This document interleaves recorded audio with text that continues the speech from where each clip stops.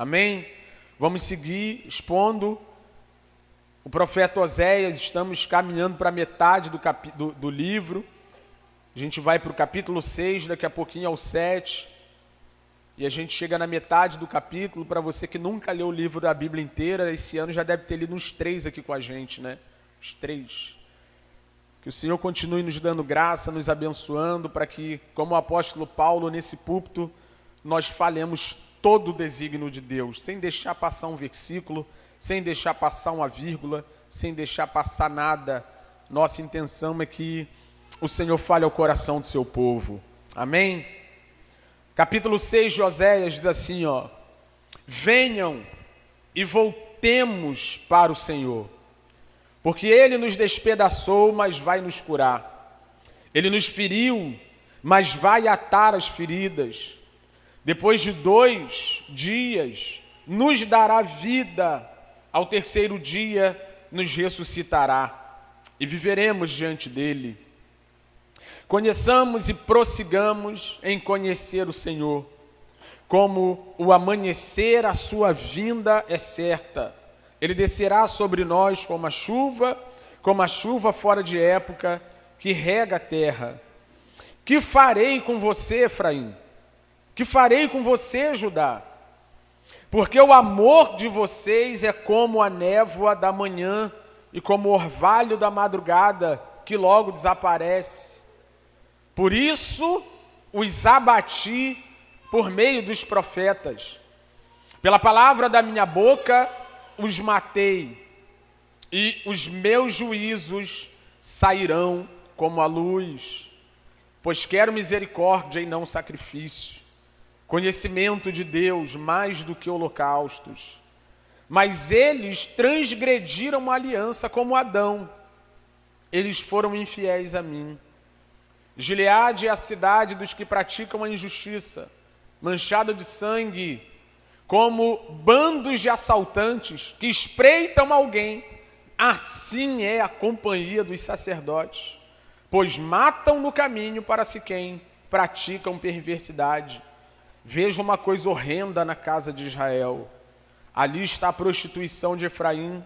Israel se contaminou. Também você, Judá, será ceifado quando eu remover o cativeiro do meu povo. Eu tenho certeza que o Senhor está aqui, Pai. Nós sentimos, nós percebemos o Seu Espírito manifesto no meio de nós, falando aos nossos corações, recebendo honra, glória, louvor e adoração do Seu povo. Tu estás aqui, Senhor. E o que nós te pedimos nesta hora é que o Senhor continue nos instruindo na sua palavra.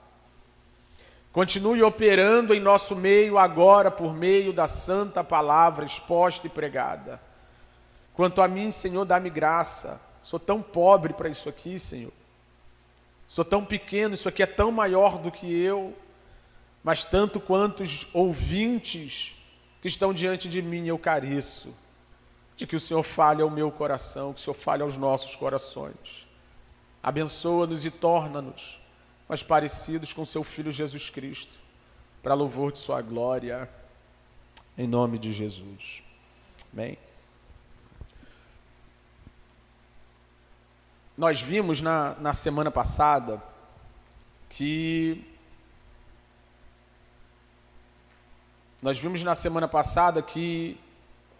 Deus está falando diretamente com o povo de Israel, agora não mais a partir do exemplo do profeta casando com uma mulher infiel, agora é tete a tete.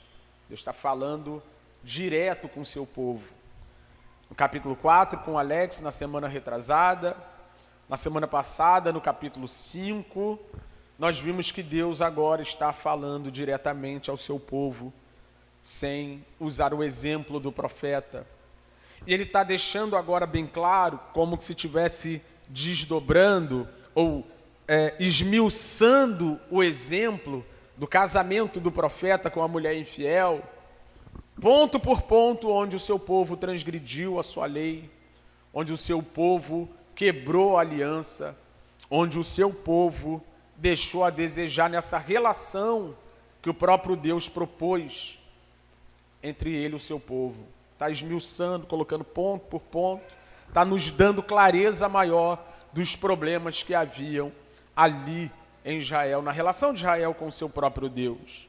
E no final do capítulo 5, lá no versículo 15, depois de Deus falar sobre os juízos naturais e justos que viriam sobre Israel por causa da sua rebeldia, o versículo 15, como que uma transição para o capítulo 6, é uma convocação do Senhor para que o seu povo se arrependa dos seus pecados. Esse é o Evangelho.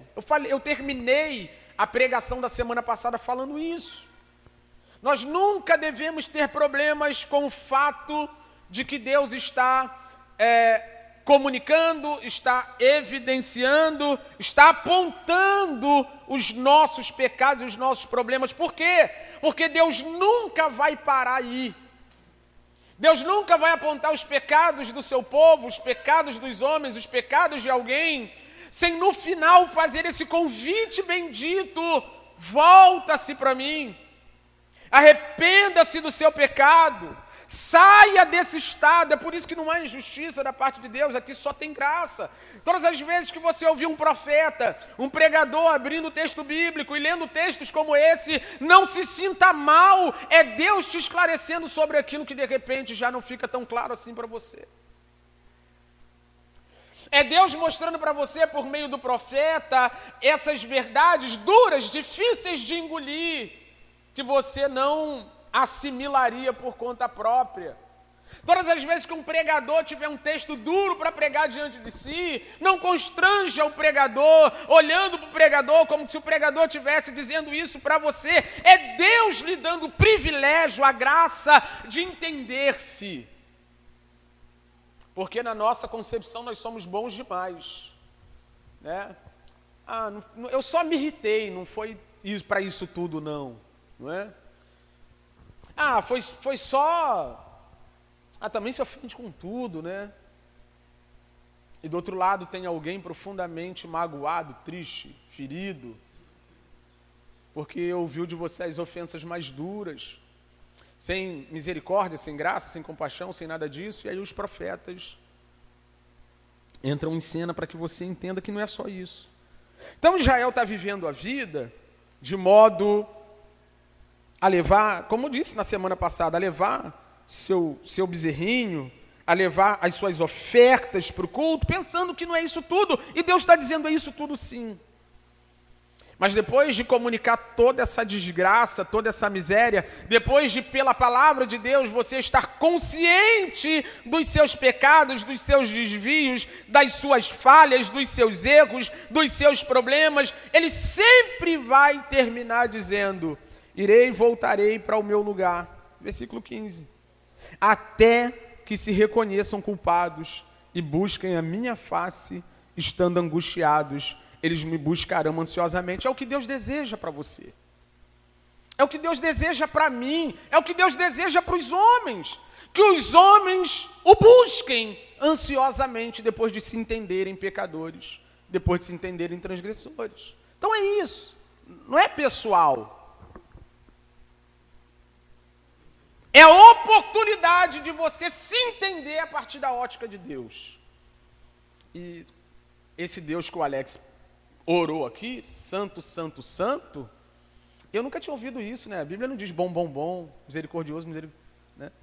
Tu mandou um bom, bom, bom. Foi engraçado, teve uma hora que foi engraçado, né? Oso, oso, oso. A Bíblia fala só de santo, santo, santo. Então esse Deus santo não pode deixar você nesse estado. E Ele não deixa você nesse estado porque Ele te ama. Deus nos ama tanto a ponto de dizer para a gente o que está errado, nos chamando para acertar a vida, para consertar a vida, nos chamando para que nós nos coloquemos naquela forma de santidade que é a pessoa de Jesus Cristo, nosso Senhor. Então Deus chama tanto que Ele não vai te deixar assim, diga amém. Isso é amor.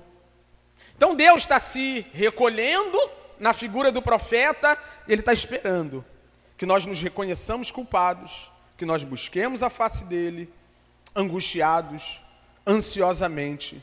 É o que Deus está esperando. Então esse versículo 15 faz essa transição entre esse momento em que Deus está apontando os pecados do povo, falando de juízo e de tudo aquilo que é uma consequência natural da transgressão, da desobediência, para esse lugar onde Deus está esperando que nós nos convertamos a Ele. Esse é o Evangelho. O Evangelho é Deus chamando os homens, saiam daí e venham para cá. Saiam desse estado e fiquem comigo. Eu os quero, eu os desejo. No início das pregações eu falava, o tema de Oséias não é uma palavra dura a um povo rebelde, o tema de Oséias é o amor perseverante do Senhor, que não abre mão de nós. Esse é o tema de Oséias. E o povo ouve. O povo atende esse chamado de Deus, e no capítulo 6 nós vamos ver que o povo se arrepende, mas no final não é bem assim. Versículo 1, é como se o próprio profeta se incluísse no meio do povo, e é legal, irmão. Isso aqui é muito legal, isso aqui é muito legal. Você vai ver os profetas do Antigo Testamento, sobretudo, quando eles vão orar sobre o pecado do povo, para que Deus se volte para o povo, para a necessidade do povo se arrepender, eles sempre se incluem. Lembro de uma oração duríssima de Daniel, onde Daniel fala dos pecados do povo que levou o povo para a Babilônia, e Daniel começa dizendo, nós pecamos contra ti. E eu quero nessa manhã dizer isso para vocês, nós pecamos. Nós pecamos. Eu não sou diferente de vocês em nada, pelo contrário, eu sou o pior dos pecadores que está dentro dessa sala. De todo mundo aqui, só os flamenguistas que de repente me ganham em pecados graves e profundos, mas fora os flamenguistas, eu sou o pior. Então quando o profeta diz, venham e voltemos, ele se inclui. Ele está dizendo, eu também sou isso aí. Eu só sou uma ferramenta, eu só sou um porta-voz. Deus só me escolheu para falar o que Ele quis dizer, mas eu sou tão pecador quanto vocês são. Tanto quanto eu sou pecador. E é bom que nós saibamos disso, não existe nenhum pastor que é melhor do que os homens.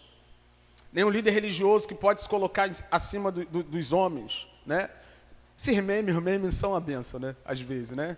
Há um meme lá, aquelas conversas de WhatsApp que o pessoal grava, né? Aí o irmão, pode ser o irmão. Aí o outro, irmão não, pastor. É. A gente tinha um amigo, né? Tem um amigo, né? Aí ele foi consagrado evangelista lá na nossa antiga igreja, né? Aí a mãe do Alex chegou para ele, irmãozinho. Aí ele, irmãozinho não. Missionário.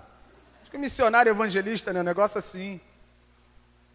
Irmão, nós só somos ferramentas desse Deus que é distinto de todos os outros homens, inclusive dos profetas. Irmão, eu careço da graça que você carece. Eu preciso do Deus que você precisa.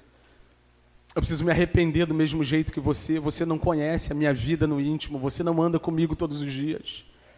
Você não está ao meu lado o tempo todo. E eu não posso de jeito nenhum, não mentindo para Deus, montar aqui uma figura de super-homem para vocês. Nenhum pastor, nenhum profeta, nenhum líder religioso, nenhum homem está acima dos outros homens. Todos nós estamos no mesmo pacote. Junto da classe de novos membros, hoje nós estávamos falando sobre a natureza pecaminosa do homem. E a gente concluiu falando a fala do apóstolo Paulo 3, 23 Romanos. Todos pecaram. Todos pecaram. Todos pecaram. E carecem da glória de Deus. Então o profeta está se colocando no pacote. Está se colocando no bolo. Ele diz, venham e voltemos. Todos nós precisamos voltar para o Senhor. E eu queria começar aqui. Voltemos para o Senhor é esse movimento que caracteriza arrependimento. Arrependimento é isso. Arrependimento é se voltar para o Senhor. Arrependimento é quando você está indo numa direção que não convém, uma direção que não glorifica a Deus, uma direção onde Deus não está, uma direção que vai levar você para o precipício, para a queda, que vai fazer com que você transgrida a lei de Deus. É esse movimento que se faz, se voltar para o Senhor. Então, tudo começa na vida de uma pessoa quando ela se volta para o Senhor.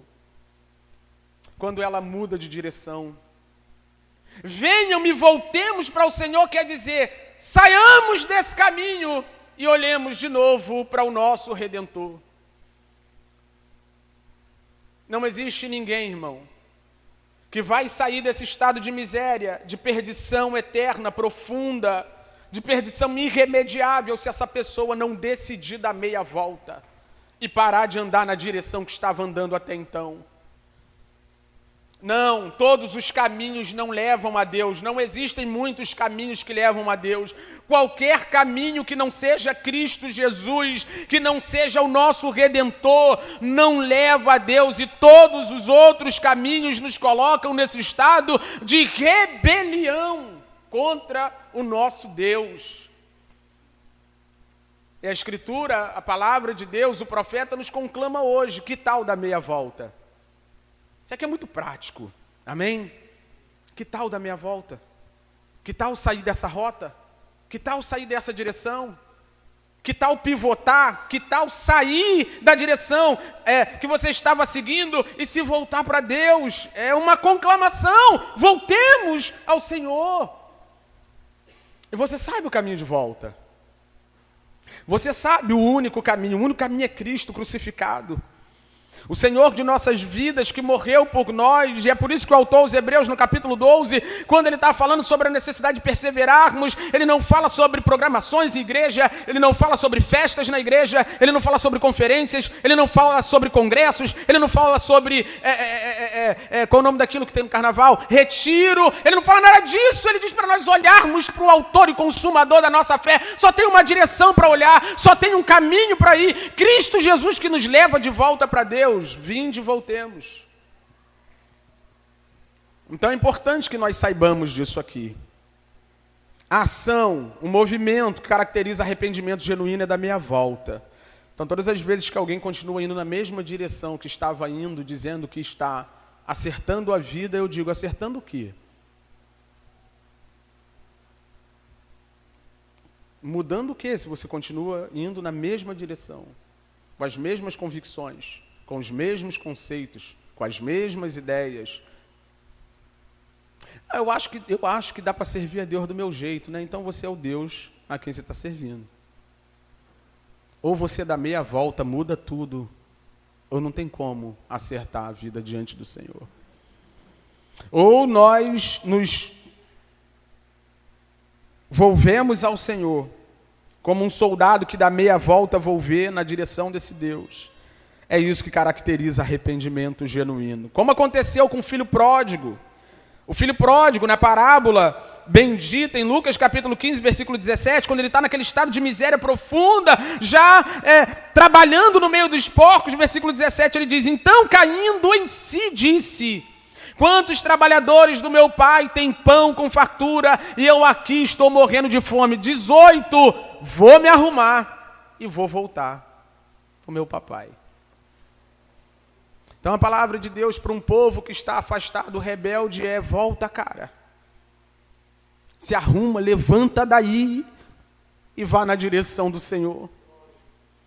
Para de andar para onde você estava indo, deixa de seguir o seu próprio caminho, não vá com as próprias pernas para o lugar que você acha que deve ir. Pelo contrário, voltemos ao Senhor é a única coisa que fala sobre arrependimento genuíno, onde nós abandonamos os nossos próprios caminhos, as nossas próprias direções e nos voltamos para o Senhor. Nós vamos na direção do Senhor, caminhando por meio do Cristo crucificado, que não é mole não. Jesus é um caminho estreitíssimo, mas é o único caminho que leva a Deus. É o único caminho que nos coloca diante do nosso Criador nesse estado de reconciliação para louvor de sua glória. Então a primeira coisa que aparece aqui é essa necessidade que nós temos de nos voltarmos para o Senhor, arrependidos, mudando de direção, abandonando nossos próprios caminhos, abandonando nossos próprios conceitos. Sabia, não sei mais, tinha, não tenho mais, fazia, não faço mais, agora estou na mão do Senhor e na direção do Senhor eu irei. Uma segunda coisa que aparece no texto e eu acho maravilhosa é a consciência que eles têm de que é Deus que está por trás da disciplina. Está lá ainda nesse versículo. Versículo 1 ainda, lá do capítulo 6. Venham, voltemos para o Senhor. Por quê? Porque Ele nos despedaçou. E aqui ele está levando em consideração aquilo que nós vimos na semana passada no versículo 14, que Deus disse que para Efraim ou Israel ele seria um leão, para Judá ele seria como um leãozinho e ele mesmo despedaçaria seu povo. A consciência desse povo aqui, de que é Deus que está por trás do juízo, é maravilhosa. Diga amém. Por quê? Porque nós fomos doutrinados a colocar a culpa nas macumbeiras da vida. Foi ou não? Pô, fizeram uma obra para você, irmão, pode fazer 15 obras, vai 25 obras, vai gastando dinheirinho com vela e galinha. João, 1 João diz que os que são de Deus o maligno não toca. Você lembra da história de Jó? Quando o diabo se apresenta, e não é o diabo que toma iniciativa não, é Deus que diz, você viu meu servo Jó? Ah, mas também, né, o diabo, né? Ah, também, cheio de bênção. Aí Deus vai lá e toca nele. E é de onde Martinho Lutero tira a ideia de que o diabo é um cachorro na coleira de Deus. Só que nós aprendemos que a culpa é do trabalho de feitiçaria, que a culpa é do diabo, que a culpa é da macumbeira da rua, que a culpa é do olho gordo, que a culpa é da inveja, que a culpa é de todo mundo. Mas quando Deus está tratando um rebelde, a culpa é do Deus que trata o rebelde. Ele nos despedaçou e o povo sabe disso. O povo não tem problemas morais para assumir que Deus é um pai que corrige seus filhos sem nenhum tipo de restrição. E a gente precisa amadurecer, irmão, na fé. Eu não consigo entender um Deus que é soberano e está no controle de todas as coisas, só perde o controle quando a coisa não está boa. Só perde o controle quando a coisa não está do jeito que nós queríamos que estivesse. Se Deus está permitindo que alguma coisa aconteça na sua vida, sobretudo disciplina, entenda, é Ele que como um pai amoroso, bondoso, está tentando acertar a sua vida. Eles sabem quem nos despedaçou foi Deus. E por que isso é muito importante? Porque quando você sabe quem é que está por trás da disciplina, você também sabe quem é o único que pode te livrar dela. Você entendeu isso aqui, irmão? Quem já ficou de castigo aqui? Levanta a mão e dá glória. É? Aí o Tomás, né? Tomás está com a mania, irmão. Eu boto de castigo, ele vai na Ilana. Ilana bota de castigo, ele vai em mim. Porque na cabeça dele, ele tem uma alternativa fora aquele que está o disciplinando para livrá-lo daquilo. Mas quando a Ilana entra, eu nem me meto, irmão. É com ela e Deus. E ele. Quando eu boto ele de castigo, ele fica olhando para ela de longe, falando, mamãe. Ela faz assim, ó. É assim, irmão. Deus está no controle de todas as coisas, inclusive da disciplina a qual nos submeteu. E esse povo é maduro o suficiente para entender, cara, o problema não está no Deus que disciplina, o problema está em nós. E Ele nos despedaçou porque nós nos desviamos dEle. Vinde, voltemos para Ele, porque Ele nos despedaçou. Se você não entender que é Deus que está por trás das disciplinas, das correções, dos problemas que Ele ou faz ou permite, você vai ficar tentando achar um culpado, e os profetinhas têm um prato cheio para dizer que isso aí foi uma obra de macumbaria que fizeram contra você. É Ele que permite que nós passemos por momentos difíceis, que nos despedaça, nos desconstrói para que nós sejamos aquilo que Ele nos chamou para ser. Se você não tiver essa compreensão, você também não sabe em quem buscar ajuda. Isaías 43, versículo 13, a declaração profunda sobre a sua soberania, Deus diz o seguinte, ainda antes que houvesse dia, eu sou, e não há quem possa livrar alguém das minhas mãos. Se Deus estiver tratando de você, ninguém vai te livrar daí. E tem um texto, né, clássico, que não está na Bíblia, viu, pegadinha? Da mão do diabo Deus tira. Não está na Bíblia, mas é uma verdade, da mão do diabo Deus tira. Mas quem pode tirar você da mão de Deus? Se Deus decidir tratar a sua vida, irmão, Ele vai tratar a sua vida. E você não, é um conselho meu, você não pode ficar resistindo, recalcitando contra os aguilhões. Confessa, é Ele mesmo. Uma vez que você seja povo dele, seja crente, lavado e remido, comprado pelo sangue de Jesus, qualquer problema, qualquer disciplina, qualquer consequência dos seus próprios pecados, nada mais é do que Deus lhe dando uma lição a fim de que você seja melhor do que era. E quanto mais rápido você entender isso, mais rápido você confessa. E aí Ele diz algo maravilhoso, porque Ele nos despedaçou, mas vai nos curar. Porque todo crente sabe que a disciplina de Deus não é para a morte. Diga glória a Deus. A disciplina de Deus é para nos colocar na forma de Cristo. A disciplina de Deus é para que nós saiamos do caminho da perdição. A disciplina de Deus é para mudar a nossa vida para melhor. A disciplina de Deus é para que você se torne uma pessoa de acordo com aquilo que Ele desejou que você fosse. Como o Alex disse aqui, é o santo querendo nos tornar santos. Essa disciplina, onde Ele nos despedaça, é onde Ele também em algum momento vai nos sarar. Então, irmão, não fica nessa onda de que, meu Deus, deixa eu ver o que foi aqui, eu acho que foi o dízimo que eu não dei. Não tem nada disso. É um Deus soberano, cuidando de todas as coisas, conduzindo todas as coisas, inclusive disciplinando o seu povo quando acha necessário. E isso aqui é como se fosse uma escadinha, tá vendo? Uma escadinha. Primeiro degrau, vinde e voltemos ao Senhor. Primeiro degrau, vamos voltar. Vamos nos arrepender da meia volta e ir na direção de Deus. Segundo degrau, nós reconhecemos que Ele está nos disciplinando, que Ele nos despedaçou, mas também confiamos nele para nos sarar. Terceiro degrau, está aí um pouquinho mais para baixo, ele diz assim, ó. Depois de 2 dias, nos dará vida, ao terceiro dia nos ressuscitará. Lógico que a gente pensa logo na ressurreição de Cristo. Não é uma profecia sobre a ressurreição, mas os autores neotestamentários usam esse texto. Paulo, 1 Coríntios capítulo 15, versículo 4, ele fala desse texto aqui, que alude à ideia da ressurreição de Cristo. Ele continua, versículo 3, conheçamos e prossigamos em conhecer o Senhor. Está vendo como é que é uma escada? Primeira coisa que eu faço, me arrependo, me volto. Saio da direção dos meus maus caminhos e volto para o Senhor. Me volto para o Senhor. Segundo degrau da escadinha, eu reconheço que Ele que me despedaçou.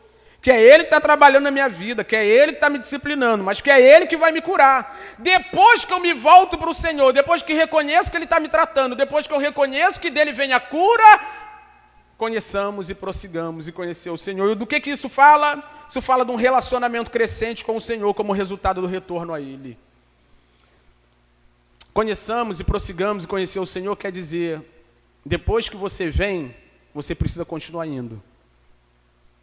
Não dá para viver uma vida cristã medíocre, meia boca, onde você vem, bate seu cartão domingo, pela manhã.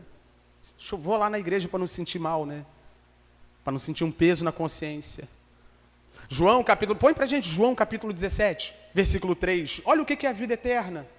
Se você não quiser conhecer o Senhor, ter um relacionamento íntimo com Ele, e a palavra conhecer no texto aqui era a palavra usada para a relação íntima entre homem e mulher. O profeta se valendo da intimidade mais profunda entre um homem e uma mulher para falar sobre a relação que nós devemos ter com o Senhor. Olha o que ele diz, é o próprio Cristo, e a vida eterna é esta, que conheçam a Ti, o único Deus verdadeiro, e a Jesus Cristo a quem enviou. A vida eterna é conhecê-lo. Passaremos a eternidade conhecendo mais e mais Wesley, mas será que isso não vai esgotar como alguém que é infinito esgota? Todos os dias conhecendo um pouco mais dele, todos os dias nos aproximando um pouco mais dele. E o legal disso tudo é que você não precisa chegar na eternidade para começar a conhecer a Deus. Ele já está se revelando por meio de várias coisas hoje. Se revela na palavra, se revela na igreja, se manifesta na oração. Deus está trabalhando para fazer-se conhecido a um povo. Irmão, tem um negócio que me faz chorar na oração, é isso aqui. O conhecimento de Deus, a revelação de Deus é uma dádiva. De repente você nem ligue para isso. De repente isso nem passa pela sua cabeça. Mas você já pensou que tem um monte de gente cega espiritualmente que não consegue perceber o Senhor e você tem clareza de quem Ele é? Isso é uma obra do Espírito.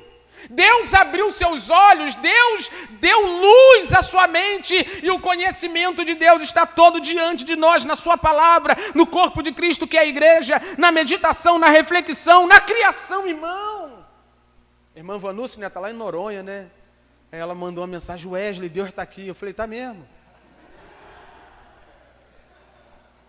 Tá mesmo? Aí, né, ontem uma peleja no sofá, a Tomás estava aqui em cima de mim.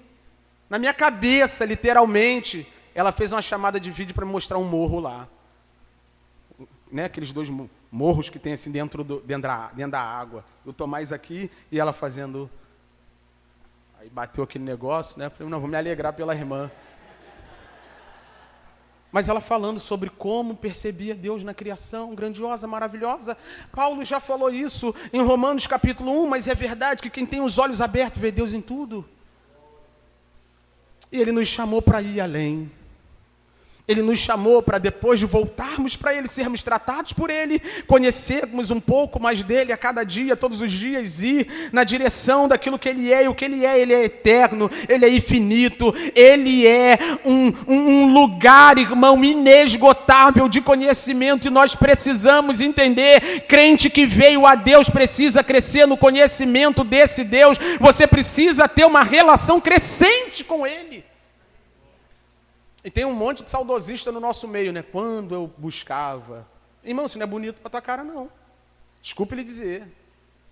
Quando eu fazia, irmão, isso é assumir que hoje você despreza o conhecimento de Deus. É assumir que Deus é secundário, que Deus está em segundo plano. Que Deus, não, depois eu vou ver se dá tempo, quando Ele está nos chamando para que nós o conheçamos profundamente. Se é a palavra de arrependimento do povo que Deus chamou para se arrepender. Só que aqui ele assume um outro tom no versículo 4 para a gente começar a encerrar. Ele chama o povo ao arrependimento e o povo se arrepende. Ele chama o povo para se voltar para ele e o povo se volta.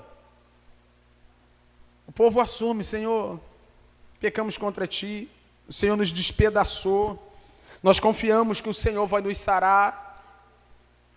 Nós confiamos que o Senhor vai nos abençoar. Versículo 2 fala das bênçãos do Senhor sobre ressuscitarem e um monte de coisa. Mas olha o versículo 4. Que farei com você, Efraim? Efraim é Israel. Que farei com você, Judá, o reino do sul, a irmã de Israel?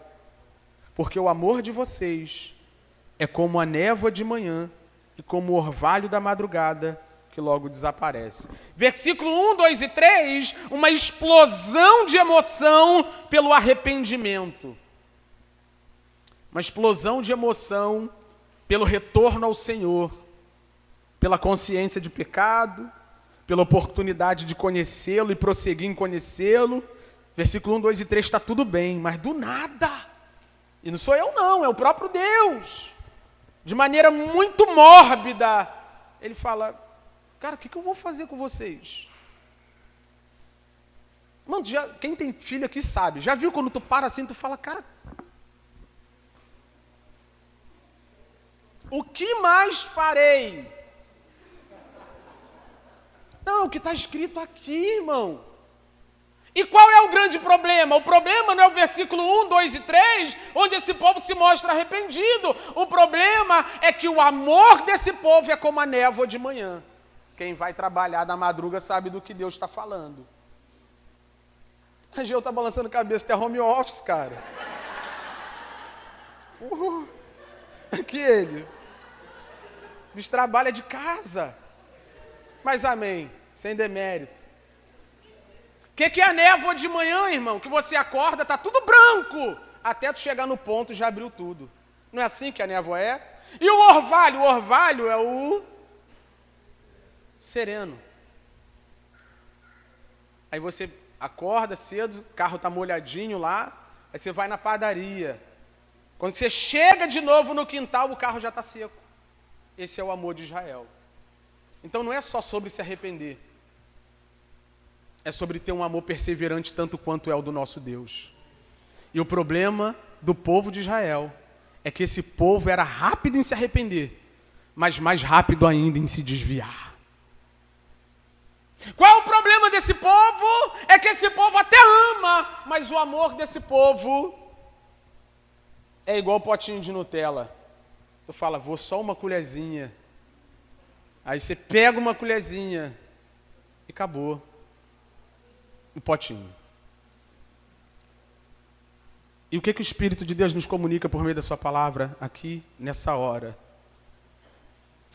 Deus não se deixa enganar, irmão. Deus conhece e sonda corações. Deus sabe quem é de verdade. Deus sabe quem é perseverante, quem tem disposição de ir até o final.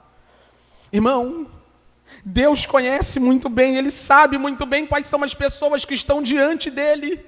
em amor de verdade, desejando de verdade. E essas pessoas não são aquelas pessoas que quando o carro está na garagem, que quando a conta está no azul, quando os filhos estão saudáveis, não são essas pessoas, irmãos, são aquelas pessoas que com o filho doente, andando a pé, desempregado, numa prova doida, entende que já encontrou a coisa mais preciosa. Seu coração não está no dinheiro, seu coração não está nas circunstâncias, seu coração não está nas coisas dessa vida, mas apesar das coisas desta vida, eles continuam amando o Senhor. Nós somos chamados, irmãos, a amarmos o Senhor, não de maneira superficial e efêmera. O nosso amor não deve ser um amor passageiro, não deve ser um amor momentâneo, não deve ser um amor de temporada. Tem gente que é muito bom para amar o Senhor durante o congresso. De vez em quando eu conto isso aqui, conheço um irmão que ele não falava língua estranha o ano inteiro, dava o congresso. Ele ia lá para frente do palco e começava a falar língua estranha mais alto do que o cara do microfone. É o desejo de comunicar uma espiritualidade falsa, que não se sustenta dentro de um quarto onde ninguém está vendo. Amar o Senhor é muito mais do que ter o microfone na mão ou estar num ambiente como esse. Quando nós estávamos cantando aqui, irmão, chorei ali, chorei aqui, mas eu choro no volante do carro, eu choro com a cabeça encostada na mesinha lá de casa trabalhando, eu choro, eu me emociono, as minhas afeições são tocadas, e não porque eu quero dinheiro, não porque eu quero coisas dessa vida, mas porque eu fico pensando como esse Deus amou um miserável como eu. Eu me emociono. Então o amor desse povo é efêmero, superficial, passageiro, fraco, um amor fraco. Não é um amor como a casa construída sobre a rocha. É um amor que quando bate o vento. É um amor quando... E nem sempre, irmão, a verdade seja dita, né? Nem sempre o amor vai embora quando as coisas estão ruins. Porque eu também conheço gente quando está ruim, está aqui firme, faz campanha, vai para cima.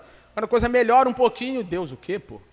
Cheio de dinheiro no bolso. Praia para curtir, minhas coisinhas para fazer, minha vida para viver. Quando nós somos chamados, segundo Deuteronômio capítulo 6, versículo 5, para amarmos o Senhor, o nosso Deus, de todo o nosso coração, de toda a nossa alma, toda a nossa força, todo o nosso entendimento. Nós fomos chamados para amar o Senhor intensamente.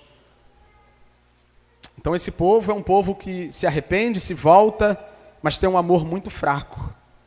Versículo 5, ele diz, por isso os abati por meio dos profetas, pela palavra da minha boca os matei, e os meus juízos serão como a luz do dia. Pelo quê? Pelo fato de nós termos um amor muito fraco, pelo fato de nós querermos nos relacionar com Deus a partir de um elo muito pobre, que é o amor momentâneo, passageiro. Deus levanta logo um profeta. Deus levanta um profeta. E aqui eu quero desmistificar uma coisa que está tentando se impregnar no nosso meio. Eu quero que você redobre a atenção para esse trecho aqui. Vamos ler junto, para você não pensar que eu inventei. E eu não editei essa parte, você pode ler na sua Bíblia. Por isso, eu os abati por meio dos profetas. Há pessoas que acham que um pastor não pode ser duro nas suas palavras, nas suas colocações, naquilo que fala. E eu já aprendi aqui na igreja a fazer umas piadinhas no meio, tu já entendeu, tu já percebeu, né? Quando o negócio está ficando muito azedo, eu boto logo uma piada para tu rir. Mas Deus levanta profeta para abater seu povo.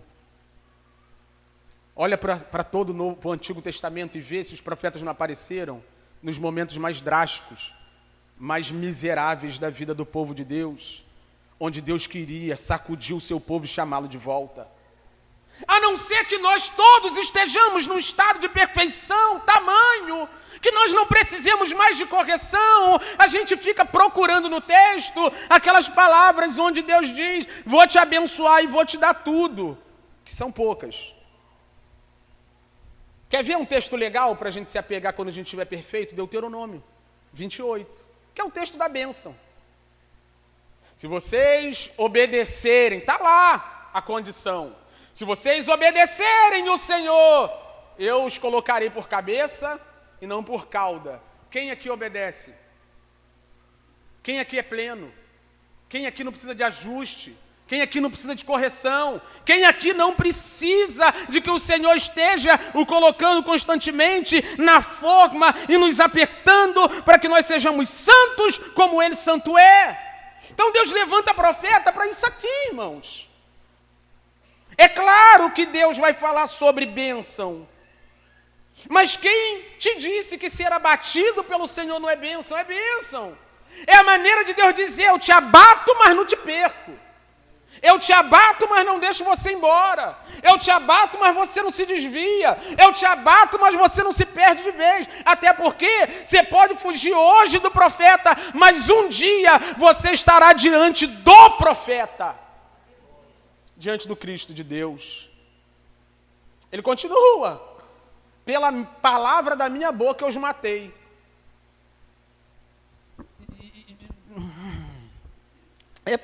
É isso aqui. É isso aqui. É isso aqui. Sabe, às vezes parece que a gente ama, né? Eu chego em casa, né? Abro a Bíblia. Deixa eu ver como é que hoje eu vou fazer o povo da igreja se sentir mal. Sabe, fico planejando em casa. Hoje eu vou fazer alguém sair de lá com vontade de me dar uns tiros. Não, irmão. O principal objeto de juízo de Deus é a sua palavra. Põe pra gente Apocalipse, capítulo 19, versículo 15. É a maneira como Deus vai exterminar os seus adversários, seus inimigos. Da sua boca saía uma espada afiada. Que espada é essa? Naquele grande dia, Deus vai usar a sua palavra para condenar os homens. Naquele grande dia, Deus vai usar a sua palavra para abater os homens. Naquele grande dia, os homens não serão julgados por nenhuma outra coisa, senão pela lei de Deus. A lei de Deus vai estar diante dos homens e Deus vai usar a palavra dele, a espada afiada que sai de sua boca, para com ela ferir as nações. Então é isso que a gente precisa entender. Quando João vê o Cristo glorificado, ele vê que da boca dele saía uma espada de 2 gumes, afiada. E quando você lembra da espada de 2 gumes, você volta para Hebreus, capítulo 4, versículo 12, se não me engano, onde ele diz que a palavra de Deus é uma espada, é mais afiada do que uma espada de 2 gumes, que penetra a alma. Irmão, você pode mentir para mim, você pode me enganar, eu posso contar uma historinha para você, mas quando a gente abre a palavra, lê a palavra, explica a palavra, aplica a palavra, não tem como, todos nós somos afetados no mais íntimo do nosso ser. E Deus faz a obra que tem que fazer. Se a palavra não te acertar, irmão, ninguém te acerta. Se a profecia não te mudar, ninguém te muda. Se Deus não trabalhar na sua vida por meio do que Deus está falando, por meio da sua palavra, por meio da Santa Escritura, não existe absolutamente nada nessa vida que resolva a sua situação. Então vamos caminhando aqui. E o que ele está dizendo? Ele está dizendo que o nosso amor é fraco, é efêmero, é passageiro. Por isso ele levanta profetas, e na boca dos profetas a palavra de Deus é como uma espada que mata, que fere, que nos machuca, que nos tira dessa zona de conforto, que nos leva para um caminho de mudança e de arrependimento. Versículo 6, pois quero misericórdia e não sacrifício, conhecimento de Deus mais do que o holocausto. Ele está aqui mais uma vez, deflagrando o problema do povo. Qual é o problema desse povo? Não é que eles faltavam culto. Eles tinham cabrito, lembra lá do capítulo 5, versículo 7? Eles tinham um monte de coisinha para levar para o Senhor. Eles tinham cabrito, eles tinham bezerro, eles tinham holocausto, eles tinham sacrifício. E deixa eu te dizer uma coisa aqui, irmão. Deixa eu te dizer uma coisa. Você pode vir na igreja todo dia, ser mais assíduo do que o pastor da igreja. Você pode orar mais do que todo mundo, 3 vezes ao dia. Jesus usou esse texto para condenar os fariseus. Misericórdia quero e não sacrifício. Do que ele está falando quando ele diz isso? Conhecimento de Deus mais do que holocaustos. Do que ele está falando? Misericórdia é sinal de mudança de vida de verdade. Misericordioso é uma pessoa que encontrou em Deus misericórdia, agora reproduz misericórdia também. Lembra dos fariseus? Os fariseus não tinham misericórdia de ninguém. Pegaram uma mulher em adultério, levaram a mulher diante de Jesus, tentando pegar Jesus, todo mundo já com pedra na mão. Aí o grande, na verdade ele não é o misericordioso, ele é a própria misericórdia. Quem não tem pecado, atire a primeira pedra. Fariseu saindo para tudo que é lado, por quê? Porque muito mais do que culto todos os dias, o que Deus quer é um coração transformado, mudado. Ele quer conhecimento de Deus, e quem conhece a Deus, muito mais do que um culto no domingo, vive uma vida cultual ao Senhor para louvor de sua glória. Qual é o chamado dos profetas na palavra que fere? Chega de religiosidade vazia. Chega de altares cheios e corações vazios. O Espírito de Deus está nos chamando para uma vida transformada de verdade. O Espírito de Deus está nos chamando para não abandonar a liturgia, mas entender que a liturgia não é nada se nós não tivermos um altar erigido no nosso coração. Deus não é açougueiro, dizia um amigo meu, mas o que Ele quer é o coração de cada um de nós. Ele deseja habitar dentro de nós, Ele deseja nos mudar, nos transformar, Ele deseja fazer de nós, o seu povo, um povo parecido com o seu Filho Jesus Cristo. Muito mais do que sacrifício, muito mais do que holocausto, Ele quer que nós o conheçamos, que nós tenhamos frutos de arrependimento e transformação genuína. Misericórdia, graça, bondade, diz o Paulo aos Gálatas, o apóstolo Paulo aos Gálatas, isso aqui é fruto do Espírito, misericórdia é fruto do Espírito.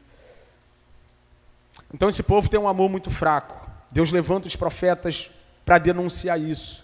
Eu não quero saber de holocausto e de sacrifício, o culto de vocês é ruim, o que eu quero é transformação genuína, o que eu quero é um relacionamento genuíno com vocês.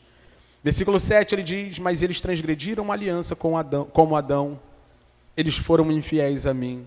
E tem um monte de interpretação para esse texto aqui. Eu fico com aquelas que pensam que o que Deus está falando é justamente uma referência ao que aconteceu no Éden. E por quê? Porque ali no Éden a palavra aliança não aparece, mas os termos estão lá. O que Deus fez com Adão foi uma aliança ali no Éden, onde Adão tinha que obedecer a palavra de Deus, a fim de continuar na bênção de Deus. Quando Adão transgride a lei de Deus, ele rompe a aliança com esse Deus, e aqui estamos nós debaixo do pecado por causa dele. E o que é a vida dos homens pecadores, senão uma reprodução daquilo que Adão é? Você é o que Adão foi. Você nasceu como Adão morreu, com capacidade de transgredir a lei de Deus, abandonar o Senhor, mesmo que conheça a sua palavra. E o que a gente precisa refletir, irmão? A gente já tem para trás a referência das referências da desobediência. É Adão. Adão é a referência da desobediência. Mas nós também temos uma referência de obediência, que é Cristo Jesus, o nosso Senhor. E aqui, muito longe de falar de salvação pelas obras, eu estou falando com o salvo, irmão. O não salvo precisa se arrepender dos seus pecados e se voltar para Cristo urgentemente. Porque só por meio de Cristo você pode alcançar esse status de apto a obedecer e viver uma vida digna do Senhor. Mas eu estou falando com o salvo agora. Você, meu irmão, você, minha irmã, você tem em Cristo Jesus muito mais do que um abridor de portas. Você tem em Cristo Jesus muito mais do que um resolvedor de problemas pessoais. Você tem em Cristo Jesus muito mais do que um Santo Antônio 2.0, né? Vá para a igreja que eu vou arrumar um varão, a varoa. Você tem em Cristo Jesus o segundo Adão, o Adão que deu certo, o Adão que não caiu, o Adão que obedeceu, o Adão que cumpriu a lei. Se a lei não fosse importante, Cristo Jesus não daria a mínima para ela, mas Ele é a prova de que nós devemos olhar para a lei de Deus e temê-lo por meio do seu caráter revelado nela, a ponto de nós não rompermos aliança como Adão rompeu. Gileade é a cidade dos que praticam a injustiça, manchada de sangue, como bandos de assaltantes que espreitam alguém, assim é a companhia dos sacerdotes, pois matam no caminho para Siquém, praticam perversidades. Para a gente encerrar, mais uma vez ele chama os líderes religiosos para a mesa, e olha que coisa pesada, né? Agora eu estou falando comigo, agora estou falando com o Alex, estou falando com o responsável de comunicar a verdade de Deus para o povo. Olha o que ele diz aqui: como bandos de assaltantes que espreitam alguém, assim é a companhia dos sacerdotes. Irmão, imagina você pensar que está andando do lado de um homem de Deus e o que está do seu lado é alguém que a Bíblia chama de assaltante. E sabe o que é louco? Que os assaltantes da religião não usam arma. Os assaltantes da religião não usam faca.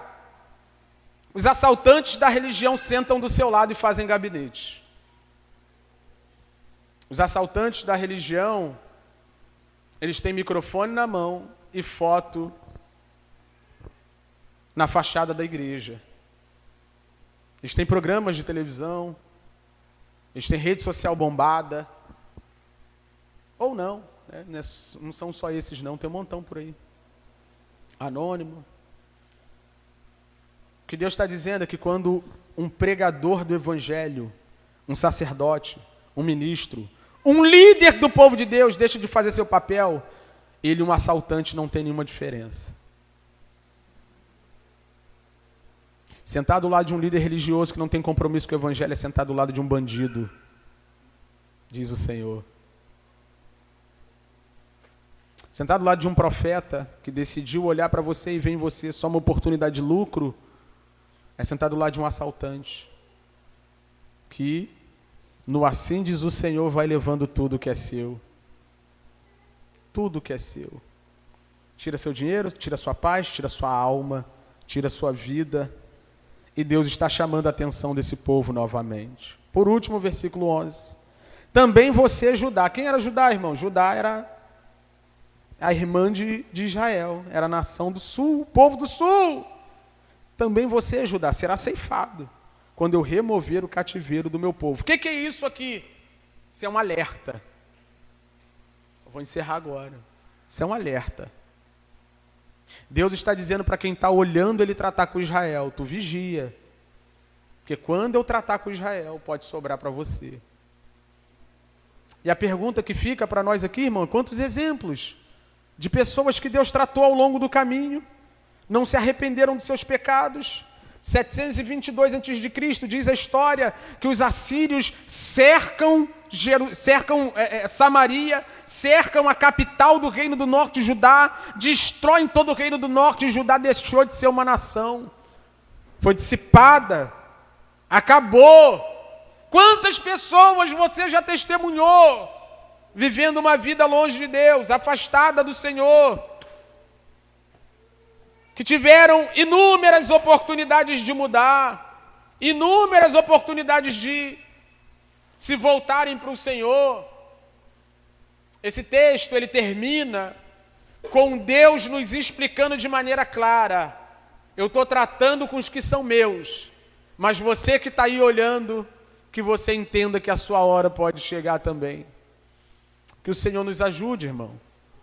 Que o Senhor nos dê graça, para que no meio dessa dinâmica onde Deus está tratando com o seu povo, tratando com os salvos, tratando com os não salvos, quando Deus está aqui olhando para cá, tratando com alguém e te deixa como Judá de espectador, você não é um mero espectador, Deus está lhe dando a oportunidade de se arrepender por causa do problema alheio. Você já viu casamentos quebrando, você já viu famílias se partindo, você já viu pessoas indo do céu ao inferno, você já testemunhou muitos casos de gente que se desviou de Deus, e Deus está dizendo: eu estou tratando com eles, mas que você vigie também,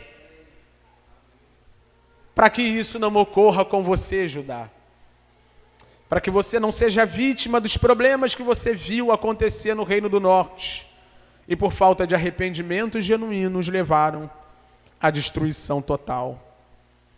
Se coloque de pé para a gente encerrar. Deus está chamando os homens, irmão,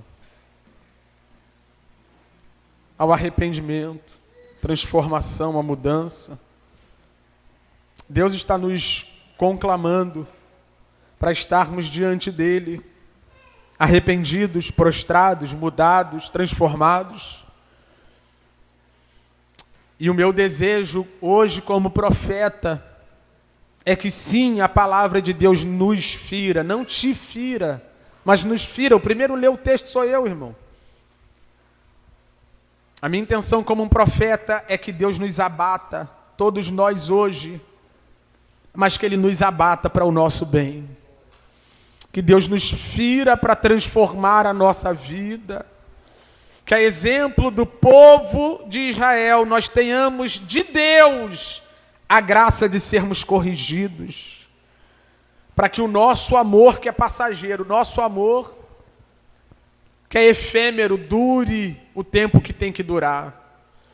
Que nós tenhamos uma relação intensa com o Senhor. Amando de todo o coração, de todo entendimento, de toda a nossa mente, toda a nossa força. Que a nossa vida comunique que Ele é o amor das nossas vidas, muito mais do que os bens, muito mais do que o ouro, muito mais do que a prata. Vinde, voltemos ao Senhor, porque Ele nos despedaçou, mas nos sarará. Vinde, voltemos ao Senhor, porque Ele nos despedaçou, mas vai transformar a nossa vida se nos voltarmos para Ele de todo o coração. Você que não está em Cristo, eu te chamo, irmão, venha a Cristo Jesus. O único caminho que leva aos homens a Deus. Você que está em Cristo, eu te conclamo, continue em Cristo Jesus, que é o único caminho que leva os homens a Deus. Muito obrigado pela sua palavra, Pai. Pelo privilégio de ouvirmos o Senhor falar aos nossos corações. Que o Senhor tem um chamado para nós. E o seu chamado é que nos voltemos para Ti, para a Sua direção, a fim de que nós permaneçamos abençoados. Muito mais do que sacrifício, muito mais do que holocausto, o Senhor deseja misericórdia e conhecimento de Ti. Livra-nos da religiosidade vazia, mentirosa. Livra-nos da superficialidade da religião. E nos faz mergulhar em Ti, que é infinito. Que conheçamos e prossigamos em Te conhecer, Senhor. Nós precisamos. Em Teu nome nós oramos. Amém, Jesus. Amém.